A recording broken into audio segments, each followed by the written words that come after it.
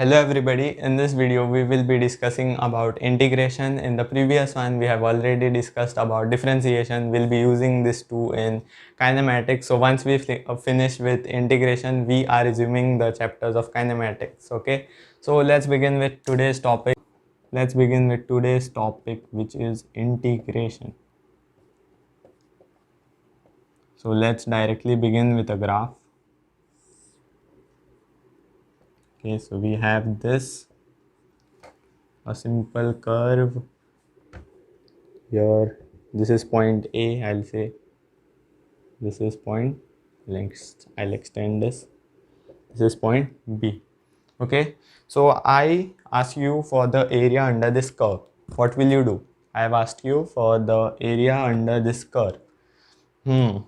So I have given you one more hint that you can make a little bit of approximations. Okay, you can go on with approximations.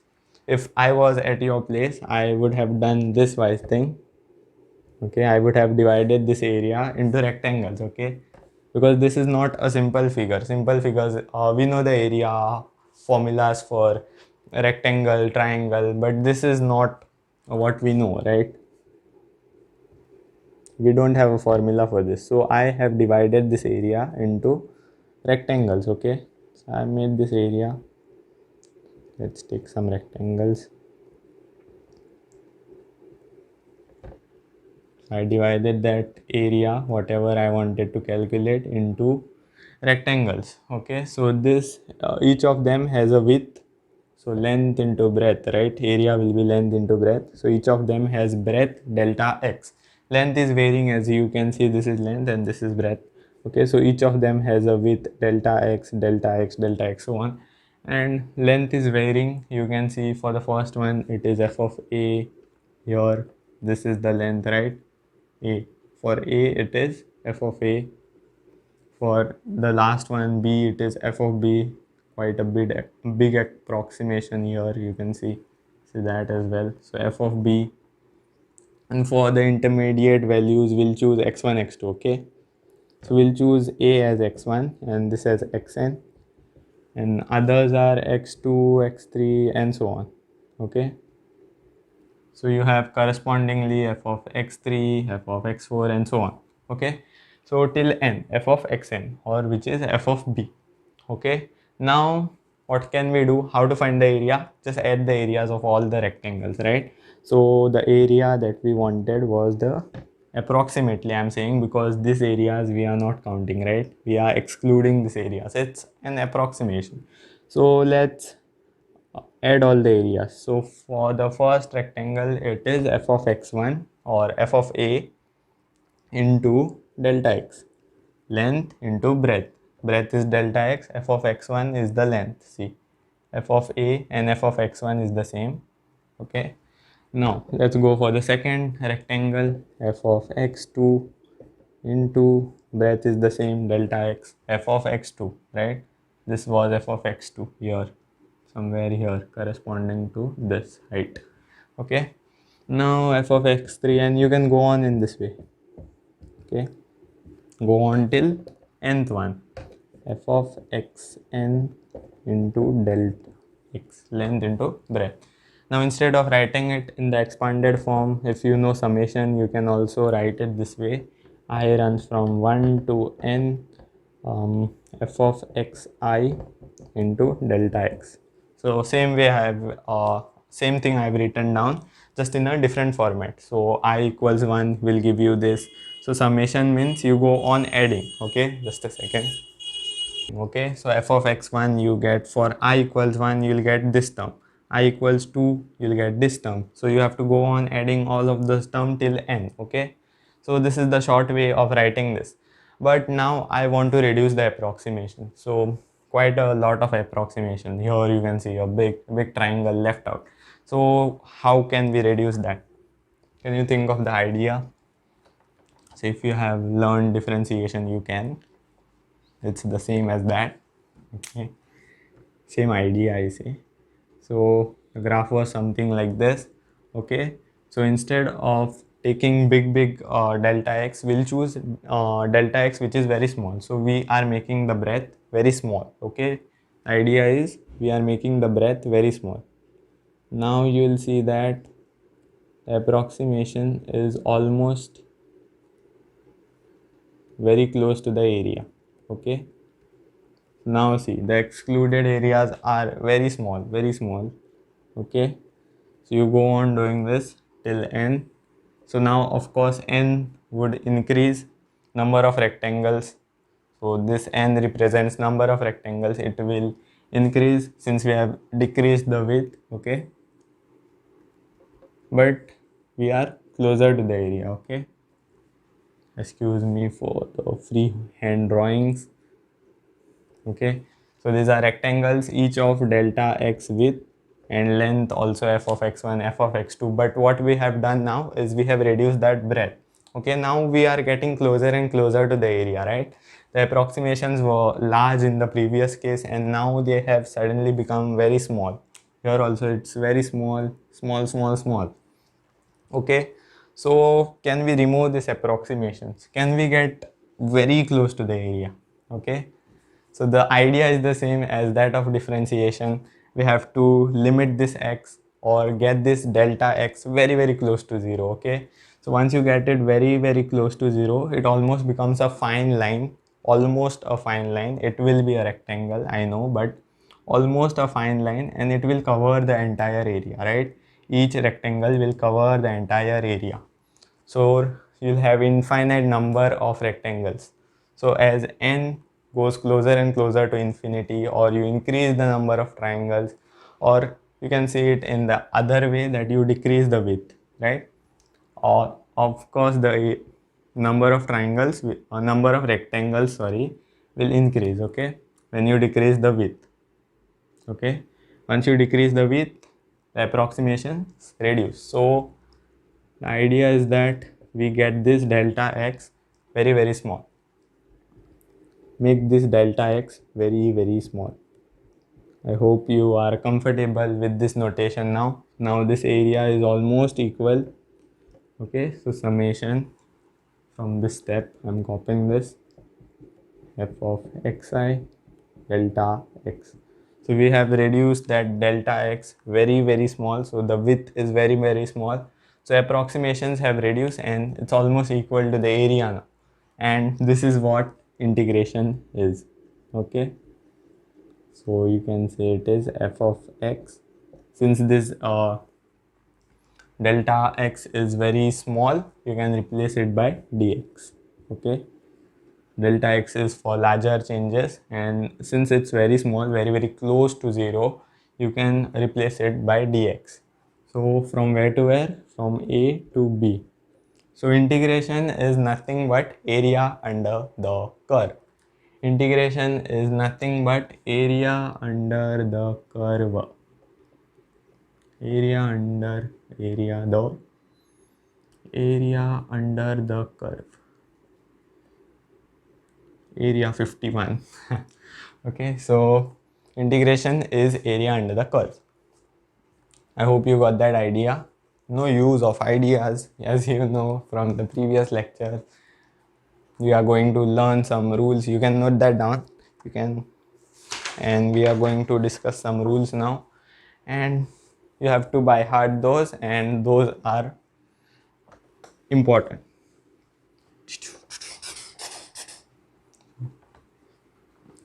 Okay, so integration is area under the curve.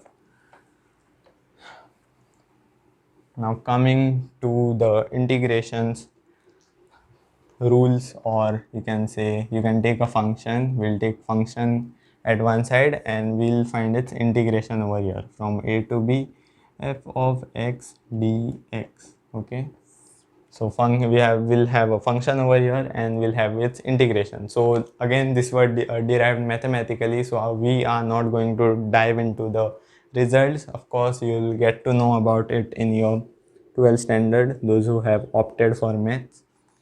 Those who don't know, you just have to know the results in physics. Okay, so the first and the most important one is x raised to n. So this is the most important one. So the integration of this is x raised to n plus 1 upon n plus 1. Again, as I said, I'm not providing the proof. So let's take just an example. So x square will take, okay, x square. Now we can take any limits. This a and b are numbers like 0, 1, okay. They will be provided to you. You'll know from where to where, or you have to integrate. So for now, let's not take the limit. This is called indefinite integration. This is definite integration. When you have the limits, it is definite integration.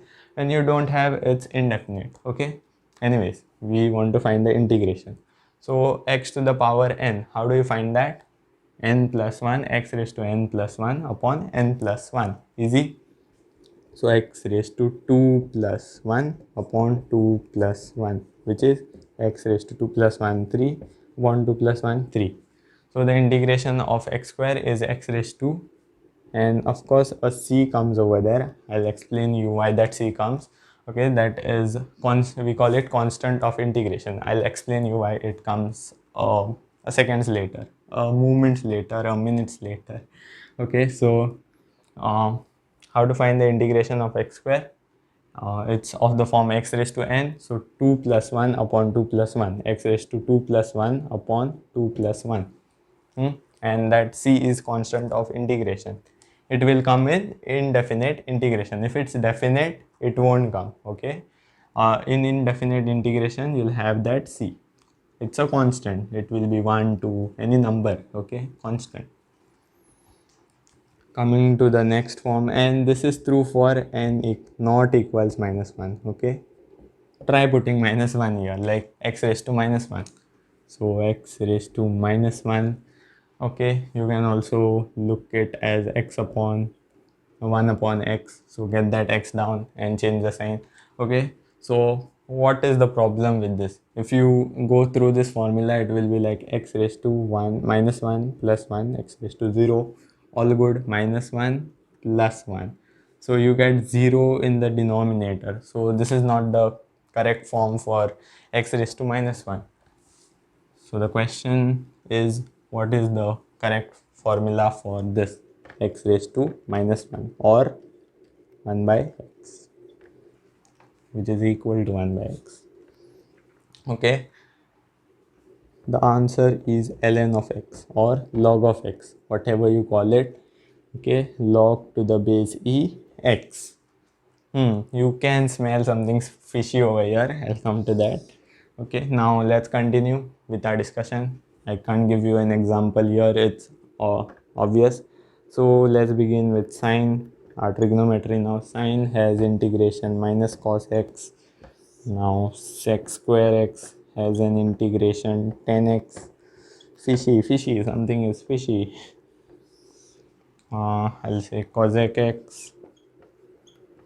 Cot x has minus cosec x integration. Okay, what happened to the marker? What can we think of more? Sec x 10. Okay, sec x 10x. Sec x 10x has an integration sec x.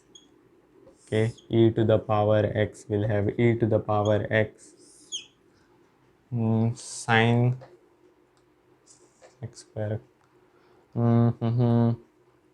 E to the power x. Can I look for some more? Cosec x, cot x is done. So I have quickly written down some of the previous results that we had, that you are supposed to by heart. Okay, so can you smell something fishy over here? What if I make a statement that says integration, okay, I'll just state it. Integration and differentiation are opposite processes of each other. Integration and differentiation are opposite processes of each other. So you need to know about differentiation. So quickly check out that lecture if you haven't checked that out. So if you know differentiation, let's discuss this. What was the differentiation of log x or ln of x? Can you remember that? It was 1 by x, right? And what did we learn today? The integration of 1 by x is log x. Now again, what was the differentiation of 10x? The derivative of 10x was sec square x. Yes. and the integration of sec square x is 10x. Integration and differentiation are opposite processes of each other. So sec x, what was the derivative of sec x?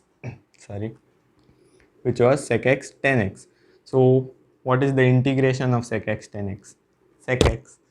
What was the derivative of sin x? Cos x. What is the integration of cos x? Sin x. So integration and differentiation are opposite processes of each other. So what is the use of this? Okay, it is useful. So suppose you take one function y is equal to f of x, any general function, you can choose any of this now, okay, and you differentiate it. How do you do that? Dy by dx is equal to f of f dash of x, we'll say. So for convenience, we'll say f dash of x is g of x. Like for example, if you choose, suppose sin x, okay, sin x over here. So what is the differentiation of sin x? Cos x, okay. So f dash of x is cos x or gx, another function basically, okay. So now you bring it in a good form. So x and dx in the same side you want, okay. And now if you want to go back to the first step, all you have to do is integrate, okay, integrate, okay. We'll not use f dash of x, we said f dash of x is g of x, g of, what happened to this mark, g of x dx. So we want to go back to the first step, so we integrate. Because we differentiated it first, we got some got its differentiation. Now we want to go back to the first step, so we integrate it. So integration and differentiation are opposite, we know that. So this was dy here, okay. So dy, okay, integration of dy will give you y, yes, and here it will give you, so g of x, integration of g of x will give you f of x, because integration and differentiation are opposite processes. So f dash of x is g, so integration of g of x will give you f of x, okay. So f of x plus c.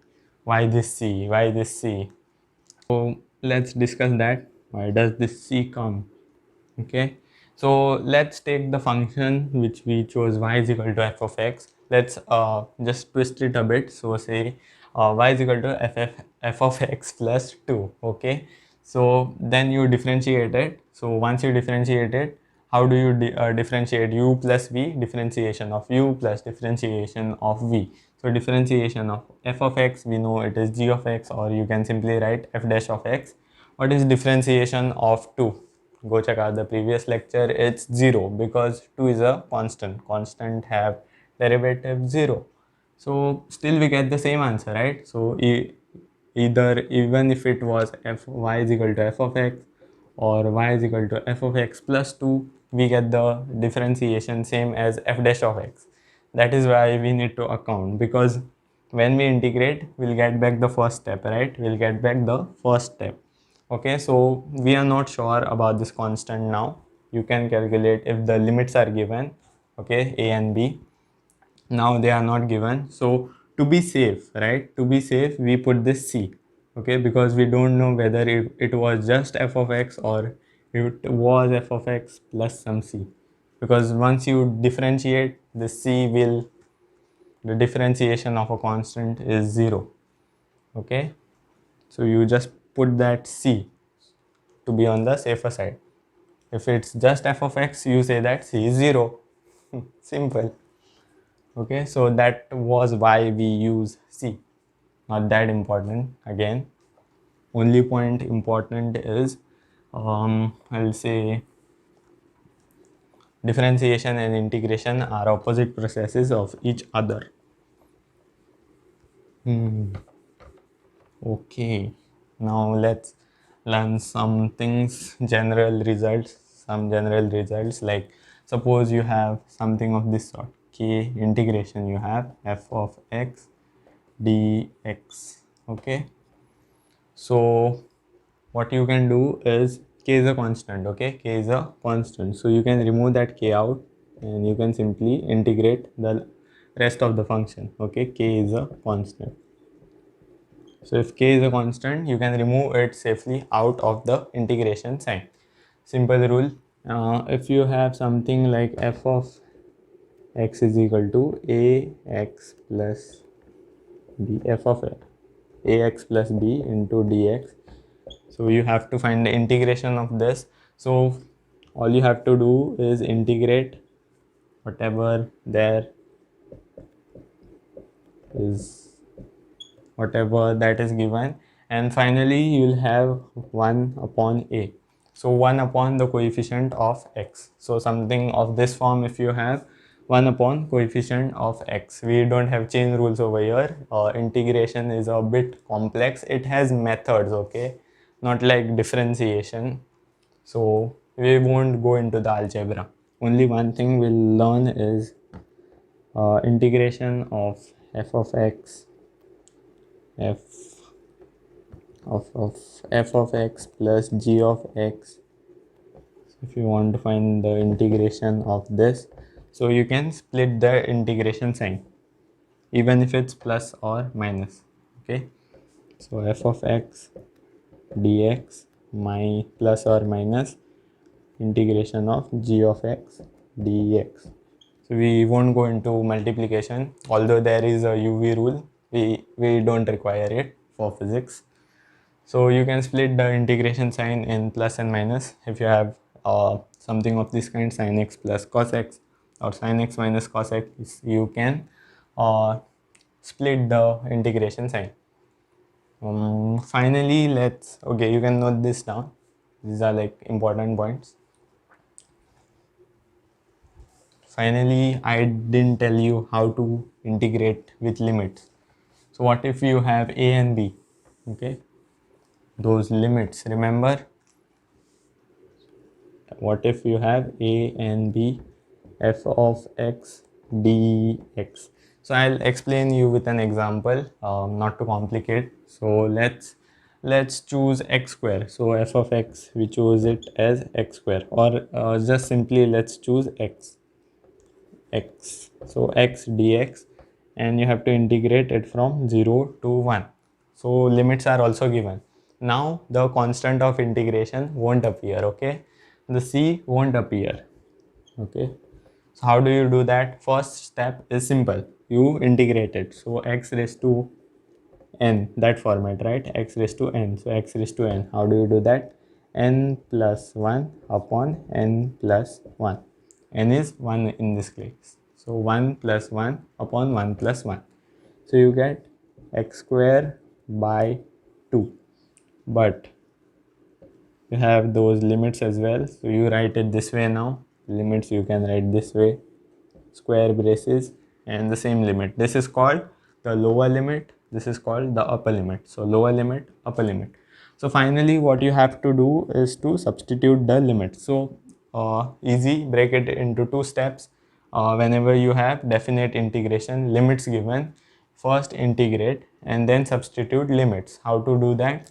Now first substitute the upper limit. So easy, it's like upper limit substituted minus lower limit substituted.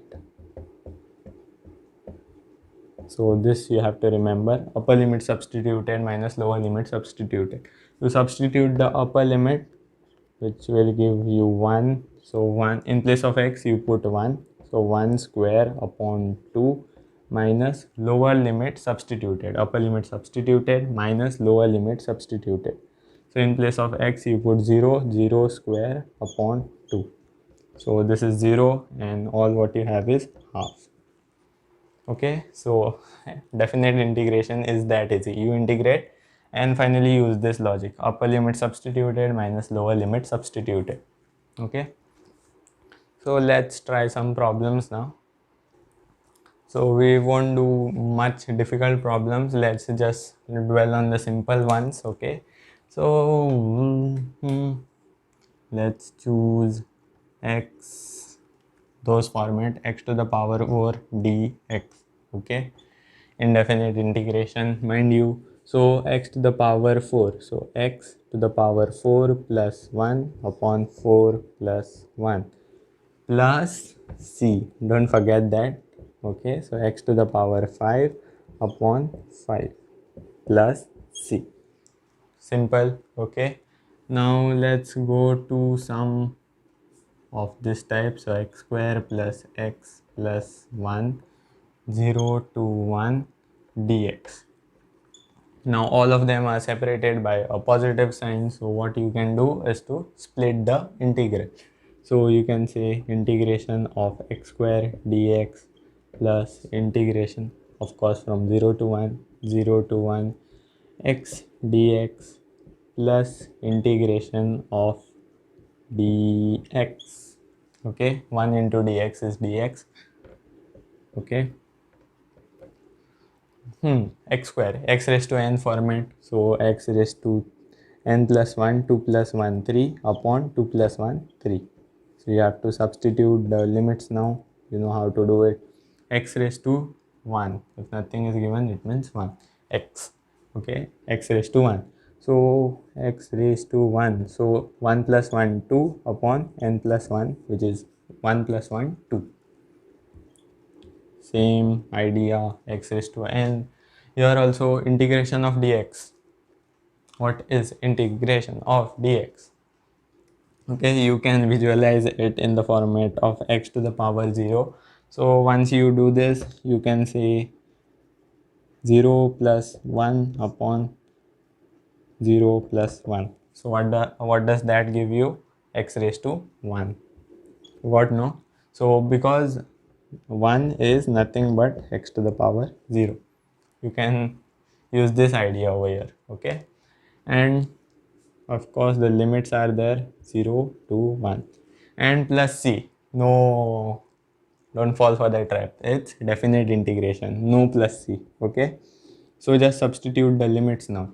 Okay, instead of doing it for the whole thing, like substituting limits one by one, you can take all of them in single braces since the limits are the same. So x3, x to the power 3 by 3, x to the power 2 by 2 plus x 0 to 1. Now substitute. So upper limit minus lower limit. So upper limit, when you substitute 1 cube 1, 1 square 1, and x, in place of x, wherever there is x you put 1, upper limit, right? Now you put a 0. Now 0, once you put 0, you know here it will be 0 0 0, so no point in writing that. So 1 plus half is 3 by 2, 1 and a half, and this is 1 by 3, so you can add that. 3 2s are 6, 3 2s are 6, 2 and 3 3s are 9, 11 I guess. 3 2s are 6, 3 3s are 9, 9 plus 2, yeah, 11, 11 by 6. Forgive me if I made any calculation error, this is the way how you do it. Okay, what else can we choose?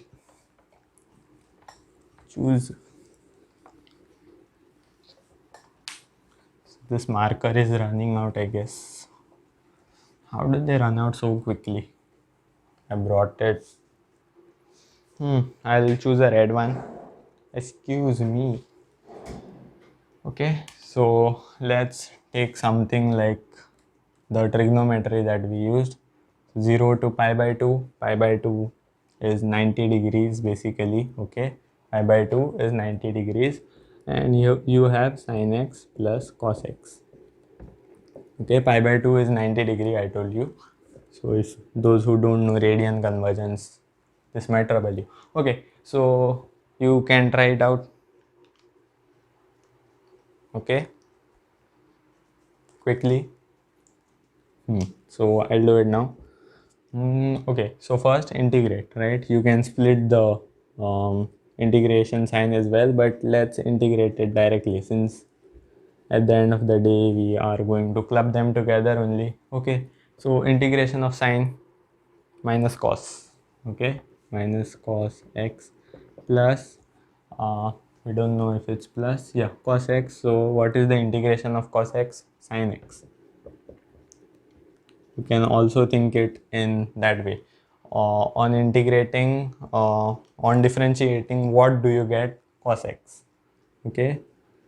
On differentiating, what do you get? Cos x. So on differentiating sign, you get cos x. That way also you can think, or better to by heart the result.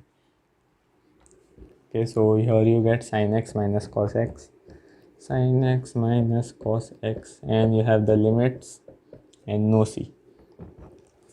Now you substitute upper limit. So you use upper limit sin pi by 2, basically sin 90 minus cos 90 minus, so this is upper limit. So upper limit substituted minus lower limit. So sin 0 minus cos 0. Now you should know your trigonometry well. You should know the values of each of this. Sin pi by 2 is 90 degrees, I told you. So sin 90 is 1, cos 90 is 0, and now you have that minus sign. Sin 0 is 0 and cos 0 is 1. Okay, so just be careful about the signs. Sin 91 minus cos 90 0 minus sin 0 0 minus cos 0 0. Okay, so now open the bracket, not this one, this one. So minus 1 minus 0 1, minus, and this minus will become plus. Okay, so 1 plus 1 2. 2 is the answer. Okay, what can we do more about this now? So don't have this misconception that this term will be always 0. Okay, once you plug in 0, this won't give any value. Like in the previous problems, the lower limit was always giving a 0, but don't have this misconception, because here it gives us a 1. Especially when you have cos, it will give 1. Cos 0 is 1. That's all for today. If you enjoyed this lecture, hit that like button and subscribe. I'll see you soon in the next lecture of kinematics. Till then, keep enjoying physics.